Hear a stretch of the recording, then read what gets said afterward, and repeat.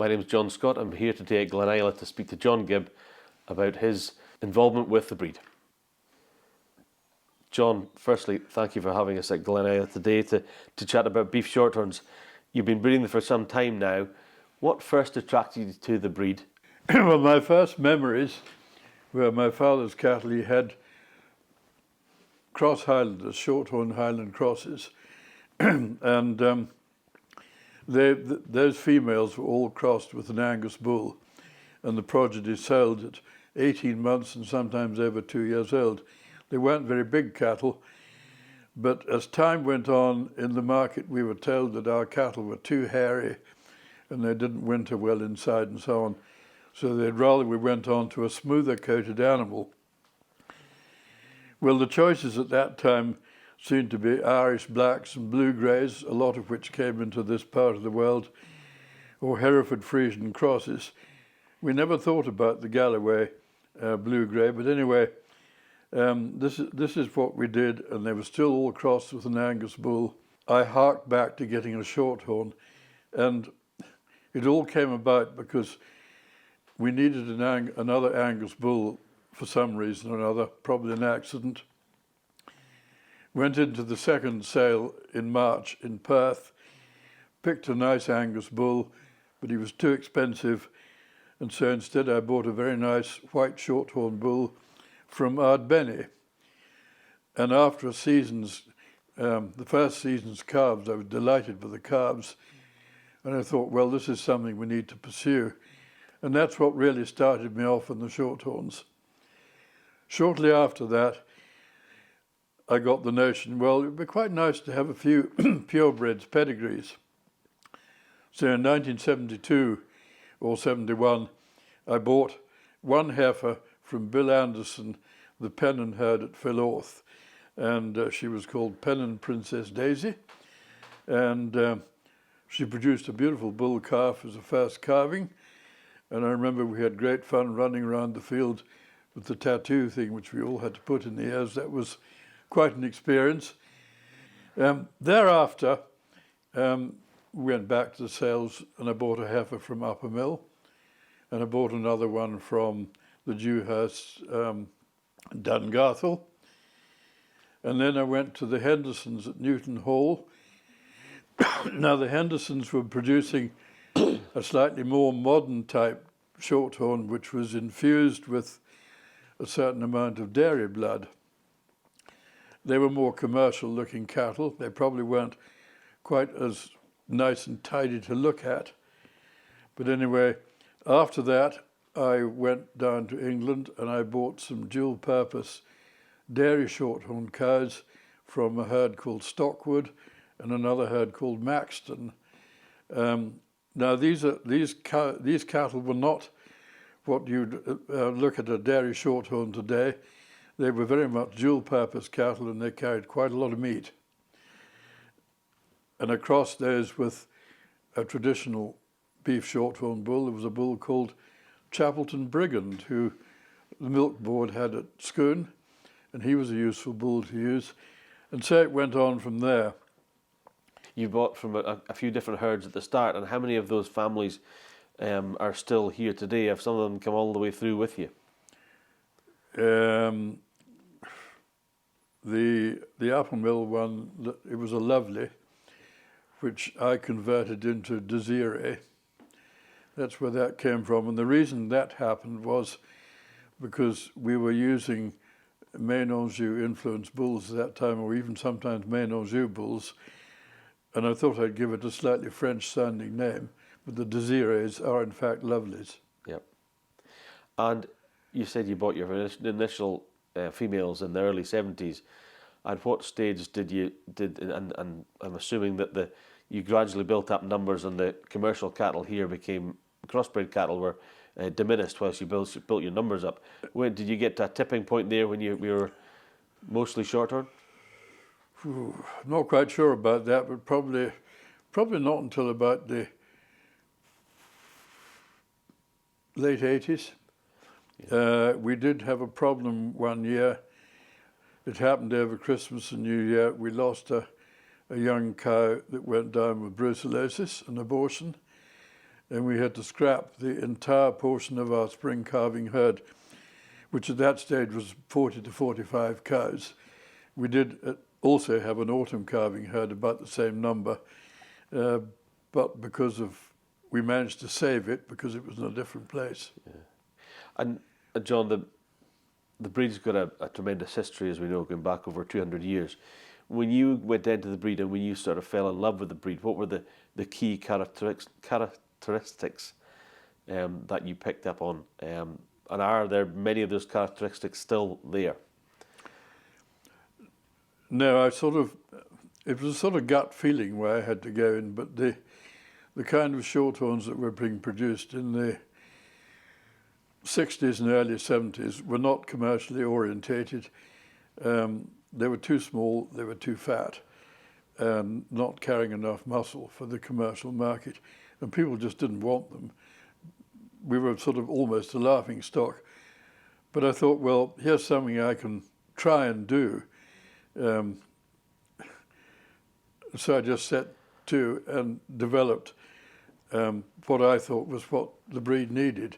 And of course, the first step was the Maine-Anjou infiltration, which came from the Rutherfords at Baldari, which is down near Cooper Angus, not far from here, and Bill Bruce at Balmyle.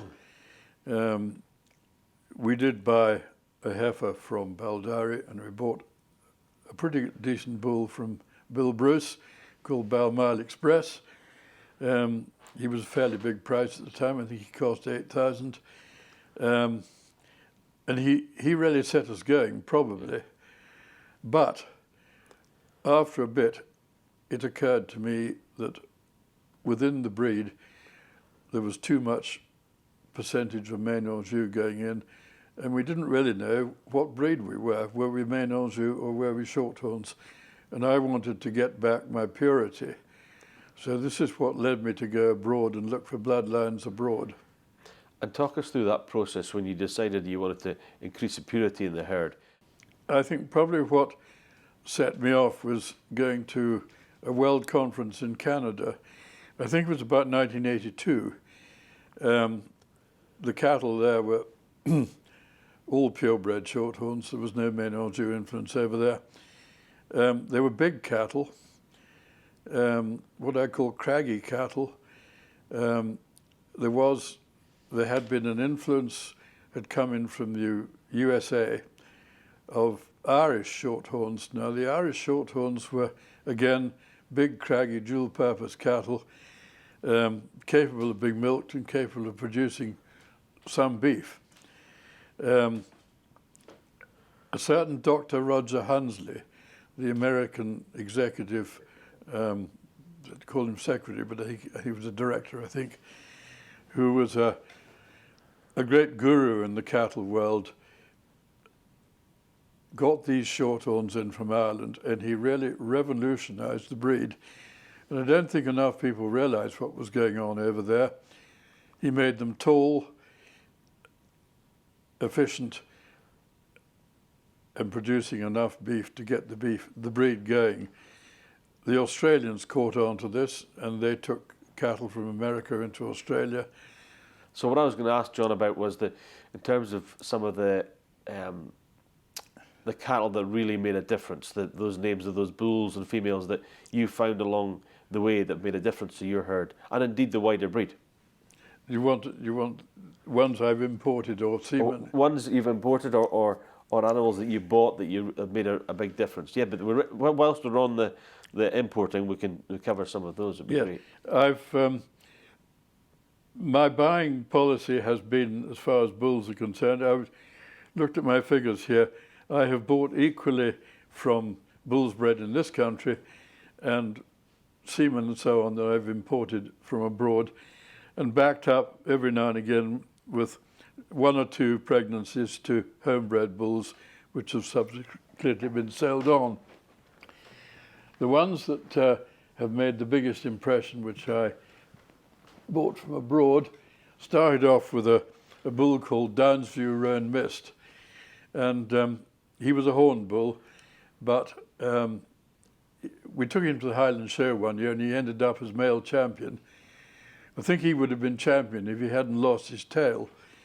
But we had him working up until a few days before the show, and took him in, and of course his tail was covered in green stuff, and we had to shorten his tail very much. So that upset the balance of the bull, what he looked like in the ring. He was beaten by a nice cow. Anyway, then I imported a bull called Diamond Xerxes from the Stevenson family in Alberta.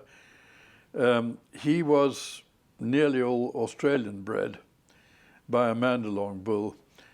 He made a huge difference to the herd. I would welcome him on the doorstep today if he appeared again. We bought another diamond bull called Dakota, a big red bull, who left a lot of extremely good females. They're all big cattle. I brought a bull in from Tasmania called Egmont Exuberant. My wife and I had to go down and collect him from Heathrow Airport in a Peugeot 404 and a little trailer. That was quite an adventure. He was a medium-sized bull. I'd call him a frame score 7. He left beautiful, sound-footed and nice-uddered red cows, which in that day and age people said were just on the small side, but they were very efficient cows. So all of these bulls, so far you mentioned they were brought in as live animals. Yep. And then we went on to the semen thing. Belmore fuel injected. Took us 3 years to get that one. He was the third bull we chose. The first one failed some kind of a health test. The second one I wasn't too sorry about. Can't remember what he was called. But fuel injected was a really good bull off a famous bull called Belmore Washington. Yep. A lot of red in the genes, and the fuel injected females turned out to be exceptionally good cows. And John, we're just carrying on with the influential AI sires that you used over the years, and you're mentioning there one of the more modern ones that you brought in. That would be Broughton Park Thunder, which has basically chosen a photograph of a bunch of bulls, and Glenn Trengrove in Australia chose the bull for me and got the thing moving. He was a good middle-of-the-road red bull, and he has actually done wonders in this country. He's probably been the best one we've had out of the whole bunch.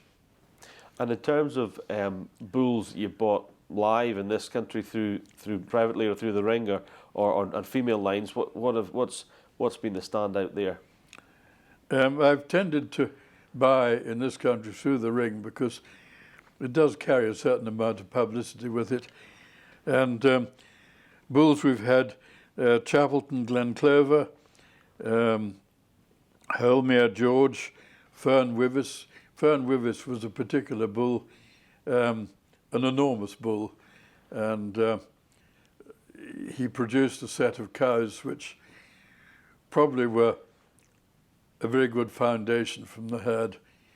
The only thing we maybe found with them was because they were very big, sometimes the fertility suffered a wee bit. But, and in terms of what we sold off Wivis, he was definitely a money maker. So looking back, John, you're at the highlights in your short-term breeding career to date. What are the big moments for you, whether it's in the show ring or a particular moment at home when you're looking at your herd and you feel they've really got there? I think my highlights, I've probably got 4 of them here. And the first was when I was asked to judge the Royal Highland Show in 1981. I'd never judged before. Ronnie Henderson put me up. He must have thought that I might make it, I might manage. You can imagine the nerves. Anyway, we produced an entire upper mill team for the interbreed competition, which won the interbreed competition. And not only that, we won the individual too. And I was standing shaking on the rail watching the interbreed going on and could not believe it. My second highlight probably would be they made me World Conference president. Now, this is not because I'm the biggest shorthorn expert in the world, but they must have thought that perhaps I could keep the thing together. I don't know. But anyway, I chaired 2 conferences, one in Australia and one in Canada. And of course, during these tours, conference tours, you get to see a lot of the herds and shows and so on and so forth. But I had actually done a proper tour of Australia before that and was very impressed with their cattle and their stocksmanship. I mean, they really know what they're doing out there. Another one, this is number 3 on the list. The October heifer sale in what was Perth and now Stirling was basically my idea. I was prompted by a Canadian, and I went to Rowley Fraser and I said, I've got this idea, could we do it? And Rowley, being a shorthorn man too, said, oh yes, we'll have a go at this. I have to say there was quite a lot of scepticism within the market circles, but we got it off the ground, and it has become one of the major features, or the major sales that the breed has today. And probably lastly, number 4, selling Glenila Jackpot, who was a son of Broughton Park Thunder, for, at the time, a record price of, I think it was £26,000. That record was subsequently broken about 3 years later, and I was actually an underbidder on the bull that beat my record. So I don't know what that says, but probably went a bit mad that day.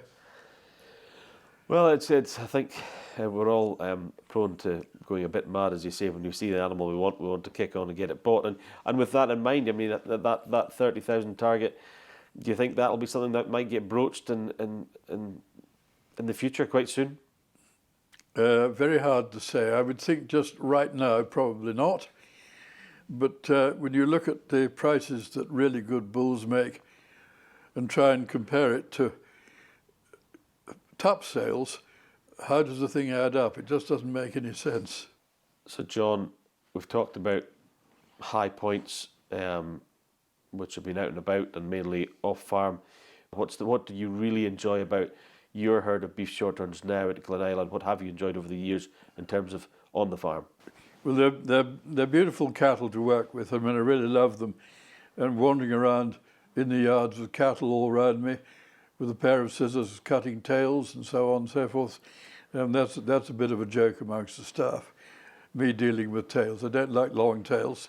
But you go out in a nice evening and the cattle are in the field. Instead of heading out the gate at the other end, they come and they circle round you and you wander around them and you look at them. They're so quiet. They're beautiful cattle to look at.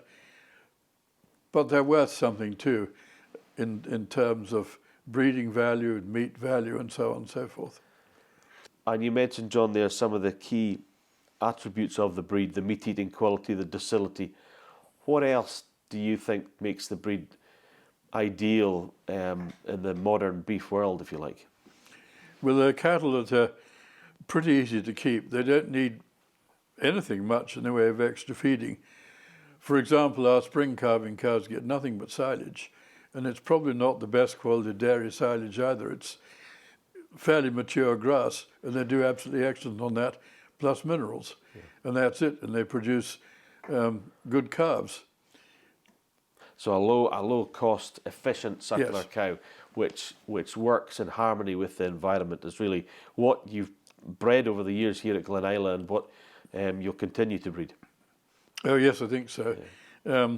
For example, I mean, in August month, when we take the bulls away from the cows and calves go out on the hill, and they have 3 weeks to a month on the heather and grass hill, and they love it, and they come in every bit as fit as they went out. Yeah. In terms of challenges for the breed going forward that you think that our breed faces, what are your thoughts on what's ahead? One of the main worries, I think, is being able to sell more bulls in the market, because the top prices are good, but there's a lack of the middle, whether it's not enough money around or or whatever, I don't know, but I don't know how many bulls are being sold privately and not coming near markets and so on. I suspect probably quite a lot. And possibly the market is not getting the best that there are around. John, what are the big changes you've seen over the years within the breed?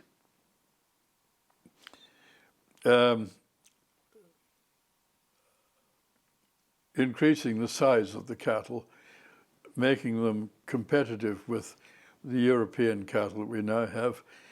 And I think probably there is a thought that we need to downsize our cattle. I think this would be very dangerous in a pedigree herd, because when all's said and done, we've got to sell bulls in the market. Unless the bulls have got a bit of size and stature about them, people don't want them, because this is proved by the prices that people are paying for what they consider the better bulls. And it's the same in the heifer trade. This could change, but I just don't see it changing all that much. There are various characteristics and things that I perhaps would like to comment on. I'm a great believer in thinking that polling the cattle is the thing we all have to do. People who come on farm looking for stock or bulls are not interested in horn bulls any longer. That's pretty well across the board. The breed has now, would appear to have developed into nothing but roan cattle. I have to say that my favourite colour is a red cow with a white underlay. Red is a very commercial colour. Don't discount white, but too many roan cattle is going to produce the most enormous number of white calves, because this is the way genetics work. And white calves in proliferation are not that popular. I like to see cattle with a decent length of leg. I don't like short-legged cattle. I look at the cannon bones on the hind leg to judge for myself what I think is about right. People talk about bone, heavy bone, light bone. Well, if you look at an animal and you don't notice it's either light or heavy bone, it's probably right. Heavy bone could lead to calving problems. I like to see a bull with a bit of face about him, and a bit of a nose. Short-faced cattle and short-legged cattle produce calving difficulties. John, you're at home at Glen Isla, you've got your beef shorthorn cattle. What are your favourite jobs throughout the calendar year working with cattle? Oh, calving time is good fun, seeing what's arriving, calving weights and so on and so forth. When we have the cows and things in the yards for doing whatever. I go around with a pair of scissors, shortening tails, don't like long tails. Going out in the fields in the evening, a nice sunny evening, the cattle all come round you and say hello, as opposed to some breeds that might disappear out of the far gate. John, if you were giving any advice to someone thinking about starting breeding beef shorthorns, or in the early stages of breeding beef shorthorns, what would that advice be? Well, I suppose really buy what you think you like. You learn as time goes on. We're always learning. You never stop. Look for correctness, obviously, what you think correctness is. If you've got EBVs to look at them and choose which ones you think would be appropriate to you. Calving ease, weight gains, and so on and so forth. And looking at the SRI, which I think is the most important index we've got. Choose what you think is going to be grass cattle that will do on grass. And there's one thing I would perhaps mention at this stage, is that very often the best looking and fleshiest looking cattle could be carrying myostatin. Well, now you need to learn what the myostatin gene is all about and make up your own mind. And sometimes it's there and you don't see it. But it is something that, as a breed, we need to look at carefully and bear in mind that as at the present time, I think we're looking at about 25% of our registrations coming up carrying a copy of myostatin. An excellent point, John. You mentioned figures there, and you obviously have recorded for a long time now. Your thoughts on recording and how that's helped you improve your herd? Yes, recording, we started off with the MLC, the old-fashioned one, transferred to Breed Plan, and Breed Plan came about because when I was in Australia, I said, oh, you have to go on to Breed Plan. And I think that I was the first breeder of any breed in this country to adopt Breed Plan. And when I was doing it, I was doing Breed Plan and the MLC thing alongside each other. Probably the answer was about the same, but not completely the same. I'm a great believer in Breed Plan. I think it's producing really what we need. It's not too complicated. It would be great to see more breeders doing more recording, especially when it comes to recording the eye muscle. And I cringe when I see photographs of the fat stock champions with these great bulging bums. That's not good quality meat. The hind quarter is the worst part of any animal to eat. Yeah. A decent spine with a decent muscle on it and a decent fat colour and a bit of marbling is what we should all be looking for. Benefits of having pedigree cattle in your experience? I think one of the benefits of having pedigree cattle, it gives you and your farm a name, enhances reputation, and purebred cattle, well, they've got something over crossbred cattle. Crossbred cattle are just a bunch of animals in a field, but purebreds, they've got character, they've got whatever. John, what's next at Glenila? What's on the horizon? What are the plans going forward in the next couple of years, breeding wise? We're always keen to know what you're up to here and enjoy a visit. Pretty much going on the same as before, I think, because I think we've got the cattle where we want them. It's a question of making sure that the next lot of bulls coming in can keep the standard up. Yeah, I mean, that's about it. John, thank you very much for having us here at Glenila today. We've learnt an awful lot from you. Thank you.